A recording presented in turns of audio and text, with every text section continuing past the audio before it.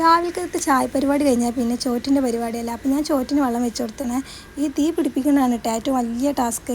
പിടിപ്പിക്കുന്ന സമയത്ത് പുക ഒന്നായിട്ട് ഇങ്ങോട്ട് മുന്നിലേക്ക് വരും കേട്ടോ. അത് ഈ അടുപ്പിൻ്റെ കുഴപ്പമാണോ എന്ന് എനിക്കറിയില്ല. ഞാനപ്പോൾ ഒരു മൂടി എടുത്താണ് കാറ്റാണ് വീശി കൊടുക്കുക. അപ്പോൾ പുക കാറ്റിൽ അങ്ങോട്ട് സെറ്റായി കിട്ടും.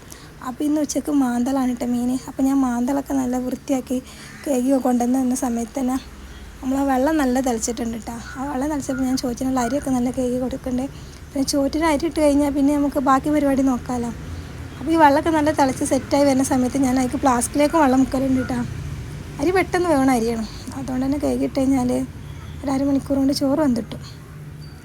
അപ്പോൾ ഫ്ലാസ്കിലേക്കൊക്കെ വെള്ളം മുക്കിയാൽ പിന്നെ വൈകുന്നേരം ചായക്ക് എളുപ്പമാണല്ലോ.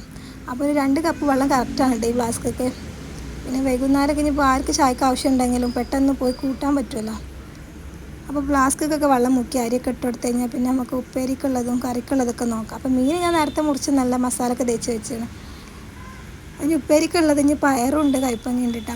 അപ്പോൾ ആ നേരത്തെ മോള് ജ്യൂസ് അടിച്ച് കൊടുത്തിരുന്നു. അപ്പോൾ അതൊരു ഗ്ലാസ് കുടിച്ച് അങ്ങനെ ചോറൊക്കെ വെന്ത് കൂറ്റി. അപ്പോൾ ഞാൻ എന്ത് ചെയ്ത് ഇപ്പോൾ ഉപ്പേരി ഉണ്ടാക്കാൻ വിചാരിച്ചു. അങ്ങനെ ചീരുള്ളിയൊക്കെ മൂപ്പിച്ചിട്ടാണ്ട് പയറിട്ടെടുത്ത്. അപ്പോൾ അടുപ്പിൽ നല്ല തീയുള്ളതുകൊണ്ട് തന്നെ പെട്ടെന്ന് ഉപ്പേരിയൊക്കെ ആവും കേട്ടോ. പിന്നെ പ്രത്യേകിച്ച് ഉപ്പേരിയും കാര്യങ്ങളൊക്കെ അടുപ്പത്ത് ഉണ്ടാക്കുമ്പോൾ ഒരു പ്രത്യേക ടേസ്റ്റാണല്ലോ. അങ്ങനെ ആ ഉപ്പേരി സെറ്റായി കിട്ടിയ ശേഷം ഞാൻ എന്ത് ചെയ്തു അതേ അടുപ്പത്തേക്ക് തന്നെ പിന്നെ ആ കയ്പങ്ങ മുളകിടാൻ വേണ്ടിയിട്ടുണ്ടായിരുന്നു. അപ്പോൾ അതും വെച്ച് കൊടുത്ത്. ഇപ്പോൾ ഈ സമയം കൊണ്ട് ഞാൻ എന്ത് ഗ്യാസ്മേൽ പപ്പടം പൊരിക്കാനും മീൻ പൊരിക്കാനൊക്കെ ഉണ്ടായിരുന്നു കേട്ടോ.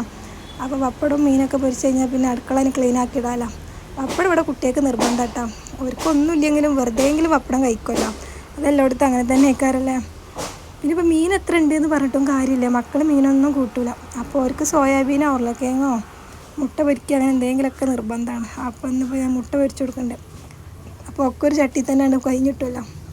അപ്പോൾ മുട്ട പൊരിച്ച് കഴിഞ്ഞപ്പോൾ അതേ ചട്ടി തന്നെ എന്താ മാന്തളമാണ് പൊരിച്ചെടുത്താൽ കറികളൊക്കെ ആയിട്ടാണ്. പിന്നെ അടുക്കള നന്നാക്കാനുണ്ടാവും. അടുക്കള ഈ സമയത്ത് ഒരു പൂരപ്പറമ്പായിട്ടുണ്ടാവും. സിങ്കാണെങ്കിൽ പിന്നെ പറയണ്ട, പാത്രം നിറഞ്ഞിട്ടുണ്ടാവും. അപ്പോൾ ഈ മീൻ കണ്ട് ഇട്ടെടുത്ത് കഴിഞ്ഞാൽ പിന്നെ പാത്രം മുറാൻ നിൽക്കാമല്ലോ. പിന്നെ ആരും കഴിക്കണില്ലേ എന്ന് ചോദിച്ചുകൊണ്ട് സിങ്കിൽ നിന്ന് നിലവിളിയുണ്ട്. അപ്പോൾ ഞാൻ പോയിക്കാണ്ട് പാത്രമൊക്കെ ക്ലീൻ ആക്കാൻ പോവുകയാണ്. അപ്പോൾ മീൻ അങ്ങോട്ട് ഇട്ടെടുത്താൽ മീൻ അവിടെ വന്നിട്ടല്ലോ. അത് കഴിഞ്ഞാൽ പിന്നെ അടുക്കളയാണ് ക്ലീൻ ആക്കുക. അപ്പം മീനൊക്കെ സെറ്റാക്കിയിട്ട് പാത്രമൊക്കെ മോറി. അപ്പോൾ ഞാൻ അടുക്കളൊക്കെ തുടച്ച് സെറ്റാക്കി ഇനി കുളിച്ച് നിസ്കരിച്ചിട്ട് നമുക്ക് ചോറ് തിന്നിട്ടാം.